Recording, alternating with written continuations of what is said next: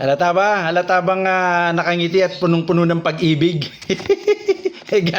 Galing kasi sa pag-ibig fund.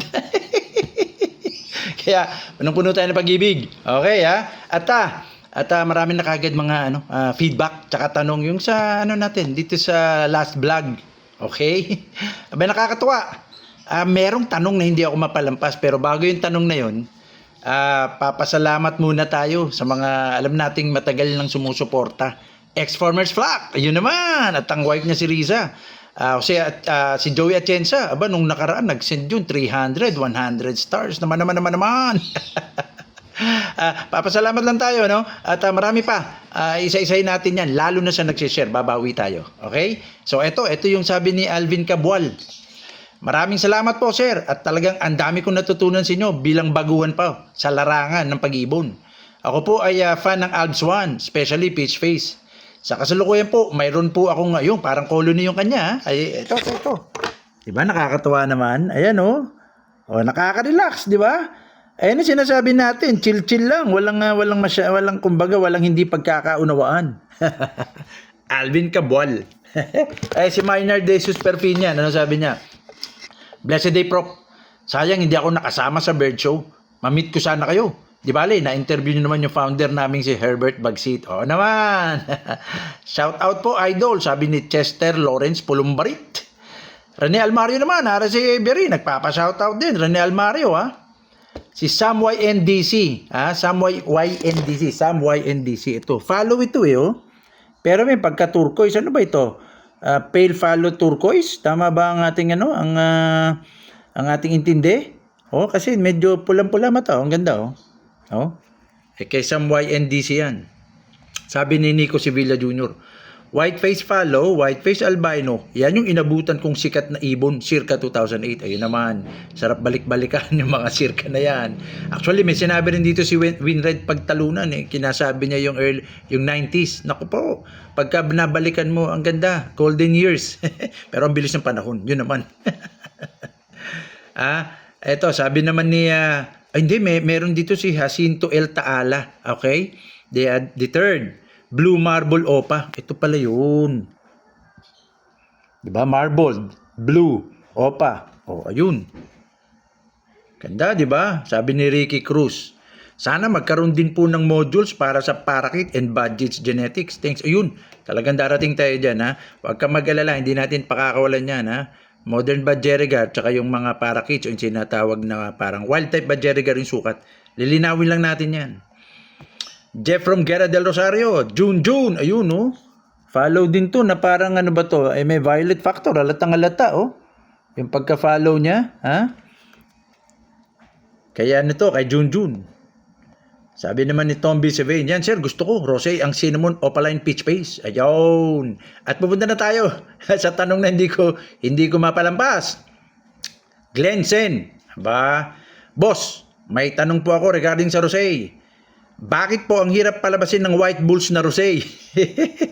Samantalang sa Alps 2, napakasimple lang po. Ano po kayang dahilan? Ang galing naman. Tama, nakakatuwa. Nakakatuwa yung ganito mga tanong. Ha? Nakaka-intriga and at the same time, marami ka matututunan. Ulitin natin, ha? Tanong ni Glensen. Boss, tanong regarding rosé. Bakit po ang hirap palabasin ng white bulls na rosé? Ayun. Samantalang sa Alps 2, sa mga iron group, simple lang daw. Ano ang dahilan? Ayusin natin. Ayun. Numero 1 dahilan, napakagandang tip. Okay, ha? Ang tanong, ano ba ang white bulls sa iron group o sa Alps 2? Di ba? Eto ngayon. Kaya nga po, gusto kong papalitan hindi naman papalitan, wag naman kasi yung iba medyo nagagalit, puro palit ng pangalan. Pwede nyo pa rin tawaging white bulls yun. Kaya lang, dapat malinaw na hindi po isang single mutation yun. Ulitin natin, ha. Pwede nyo tawaging white bulls. Basta alam nyo na hindi yun single mutation. Yun po ay kombinasyon ng 3 mutation. Ulitin natin, ha. Ang white bulls, kombinasyon ng 3 mutation. Unang-una, blue. Di ba? Ano ba itsura ng white bulls? Karamihan alam na to. Sana Sana nakapagpakita ako ng white bulls. Anyway, yung sa mga baguhan, kung hindi nyo alam, ang white bulls, ganito lang kasimple yung phenotype o yung itsura. Para siyang albino, yung buong katawan. Para siyang albino. Puting-puti, ha? Of course, yung beak niya puti rin. Pero, itim ang mata. Ulitin natin, ha? Ang white bulls, para sa mga baguhan, parang albino. Halos walang pinagkaiba. Pinagkaiba lang, itim ang mata. Kaya white bulls, parang ang dating bull's eye. Ganon. White bulls. Oh. So ngayon, sinasabi po natin, hindi po siya single mutation. Kaya siya napagkakamaling single mutation kasi tinatawag siyang white bulls. Parang krimino dati, di ba? Akala natin single mutation kasi isa lang pangalan eh. Pero maraming krimino. Ang white bulls naman, tatlong kombinasyon. Una, blue. Ayun nga, di ba? Albino blue di ba? Pagka bakit black ang mata? Kasi po, yung pangalawa at pangatlo na kombinasyon niya is yung tinatawag na Dec-Ino o yung ibang tawag Decino. Okay Blue, Dec-Ino o kaya naman, depende sa pronunciation nyo, Decino. Yung Dec-Ino po, dalawa rin yun. Dalawang kombinasyon yun. DEC, kaya Dec, dark-eyed clear. Okay, siyempre isa Ino. Okay So yung Dec-Ino, naku po, ito na naman, mode of inheritance. Talagang malamang bukas na bukas na kaya tayo mag-module ng mode of inheritance. Ang Dec-Ino or Decino, allele po iyan. Okay allele, ibig sabihin sa chromosomes, isang nabanggit ko to kila Eric Sulmata. Nasa isang pair of chromosomes. Pareho itong dark-eyed clear tsaka Ino. Kaya pagka nag-combine diyan sa tig-isang chromosome sa pair ng chromosome ng isang ibon, lumalabas kagad yung pagka-Dec-Ino niya. So para natin maintindihan, ano muna itsura ng Dec? Hiwalay muna natin yung Ino Ano muna itsura ng Dec? Hiwalay sa Ino. Okay. Para sa dali maintindihan, eto po. Ayun. So, Ino, alam nyo naman siguro, no? Kabisado nyo na Ino. So, Dec ang dapat, yung dark-eyed clear ang makabisado. So, ngayon, pag sinabing clear, eto, madali lang yung dark-eyed, di ba? Ibig sabihin, black yung eye, dark yung eye. Ano yung clear? Di ba, nabanggit ko nung nakaraang vlog. Basta nakakarinig kayo ng clear, pinapawisan Excited sumagot sa mga tanong. Talaga lang mainit. Teka, init muna tayo.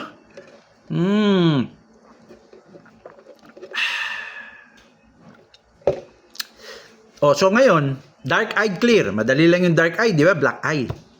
Yung clear, ito yung nabanggit natin ng mga 6-7 vlogs ago. Kaya lagi ko sinasabi, balik-balikan po natin.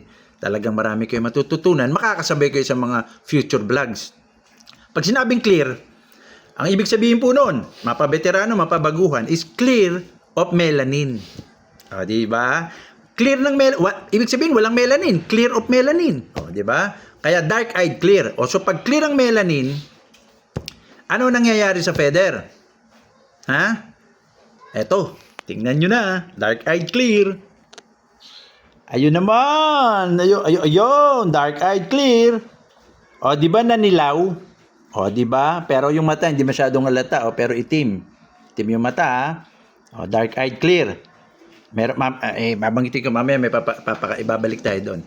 So, nanilaw siya kasi tinanggal yung melanin niya Again, dun sa mga nakasunod, yung galawan ng mutation. Yung feather structure, di ba? Pag tinanggalan mo ng melanin, lalabas, dilaw yung feather. Sana po mabalikan talaga ng mga bagong followers lang. Kasi for the past 2 weeks, humataw yung followers natin. Halos nadagdagan ng 1,000. Yung mga yon kung hindi nabalikan, mahirapan silang maintindihan yung sinasabi ko ngayon. Kaya ako nakikiusap talaga. Lahat po ng mga bagong followers, balikan po talaga yung vlog para po yung mga ngayon tsaka susunod pang vlog, magigets nyo. Kasi ang hirap na pong i-review Medyo haba sobra. Okay? So, pag natanggal yung melanin, clear of melanin, kaya dark-eyed clear, di ba? Nagiging dilaw. Ayan, ulit. Ito, sa book to ni Dirk Van den Abil. Sa book ni Dirk Van den Abil kasi natabunan na may 1, 2 o 3 kong mga breeder ng nakaraan, tagal na 2-3 years ago nung finiture ko to. Nagpadala, merong mangilan-ngilan na may dark-eyed clear dito sa Pinas. Sana i-post nyo kung may dark-eyed clear kayo Remember, dark ang mata o black, dilaw, pero may pinagkaiba. Tingnan mabuti uli. meron po siyang rampa. Ulitin natin ha, ang dark eyed clear merong rampa. Sabok din po ito ni Dirk Van den Abil. Okay? So dilaw, itim ang mata, may rampa. Iyon ang dark eyed clear. Okay, lumilinaw. Ayun, again, i-post nyo, ilagay nyo sa comment kung may mga dark eyed clear kayo. O ngayon, di ba kanina sabi natin, nag-combine dyan sa Ino, naging Decino or Dec Ino. Ano ang itsura pag nag-combine sa Ino ang dark eyed clear? Eto! Darararan, dan. Ayan o. Dec Ino or Decino. Black pa rin na mata. Kaya lang hindi masyado nakita dito. Ulitin natin. Ang Decino, ang pinagkaiba niya sa Dec. Teka. Ang Dec, ang dark eyed clear, may rampa. Okay? Ang Dec Ino, di hamak na mas teka, dapat pala. Ayun, todo na. Di hamak na mas madilaw. Black pa rin ang mata. Dec Ino yan ha. Di hamak na madilaw. Mas madilaw ng konti sa dark eyed clear. Black pa rin ang mata, pero walang rampa. Hindi lang kita rito. Walang rampa ang Dec Ino. Ibig sabihin, puti ng konti ang rampa. Okay? So, yun ang pinagkaiba. Ha? Ang dark eyed clear, dilaw. May rampa. Black ang mata. Ang Dec Ino, yung kombinasyon ng Dec Ino, black pa rin ang mata. Mas madilaw ng konti sa dark eyed clear, yung rampa natanggal. Kasi nga, nag-combine na sila ng Ino eh.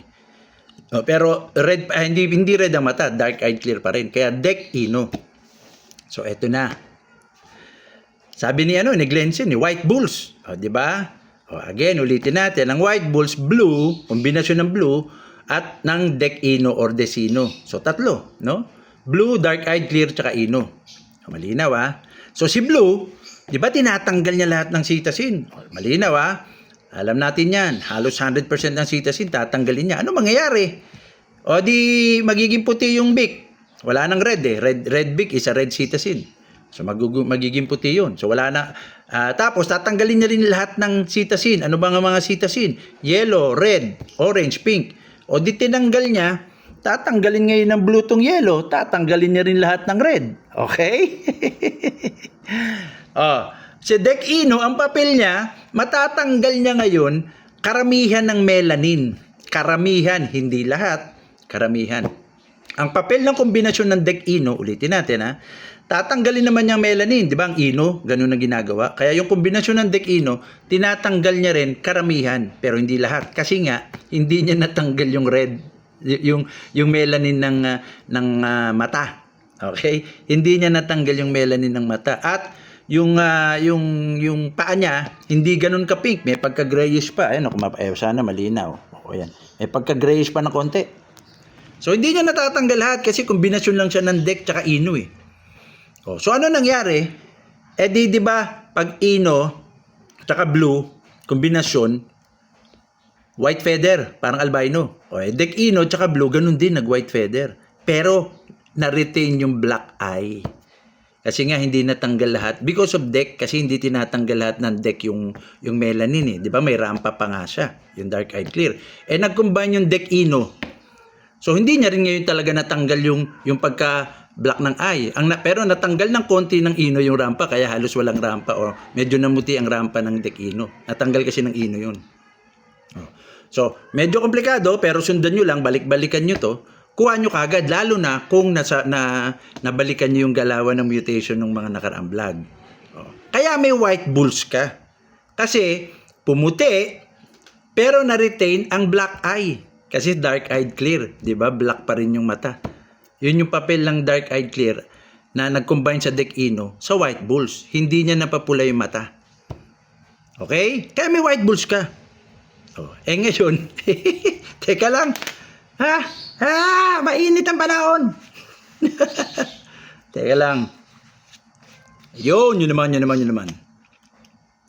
Wala pa tayo sa tanong ni Glenson. Bakit daw walang white bulls sa Rosicolis, sa Alps 1? Eto na. Kung ang kombinasyon ng white bulls sa I-ring or sa Alps 2 is blue Dec Ino or Dec Ino blue, tatlo eh. Bigla ka mapapaganyan. Oh my God! Kaya pa Ulitin natin para emphasis. Parang kala mo gulat na gulat. Oh my God! Na-realize ko pala. Parang ganun, no? Wala palang dark-eyed clear sa Rosecolis. Hello, teka. Etong mas matindi. Mas doble, oh my God. Oh my God! O, isa pa. Oh my God, my God! Wala pa rin palang blue. Wala pa rin palang blue sa Rosecolis. Ayun. Sir, naintindihan ko. Parang walang dark-eyed clear sa Rosecolis.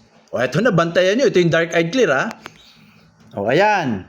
May nakita na ba kayo sa Rosé na black eye? Medyo madilaw na talaga. At may rampa? Pag meron, naku po naman. Ayan, ha, tandaan nyo, ha? Sa eye-ring to. O, may rampa. Manilaw-nilaw, black eye. May nakita na ba kayo sa Rosecolis? Bulungan. May nakita na ba kayo sa Rosecolis nyon? Baka pa yung nakita kayo. Jajakpat tayo dyan. Jajakpat ang industriya. Kung may dark-eyed clear sa Rosecolis, bulong-bulungan muna. Update ko kagad ako. Okay. So kung yun ang kulang, wala sa Rosecolis ang dark-eyed clear. Okay? Yung pangalawang oh my God natin. Wala rin blue sa Rosecolis. Ako hanggang ngayon po, kami ni Rupert, ni Professor Rupert, nagdidiskusyon kami madalas, ba't kaya hanggang ngayon walang blue? May aqua turquoise na. Mga par blue yan sa Rosecolis. Ba't walang blue? Sasabihin naman ng iba, Sir, mamayat maya may nakikita akong blue, ha? Kaya nga may violet na maganda kasi violet blue yun. Totoo po yun. Yan nga po yung matagal ng pinag-aaralan din ni Dirk. Kaya lang, bakit hindi niya nire-recognize yung blue? Ewan ko po kung ito pa rin po talaga nangyayari sa mga breeder ng Rosecolis, no? Nagbabangga sila ng malahitsurang blue pareho. Back to back, malahitsurang blue o phenotype.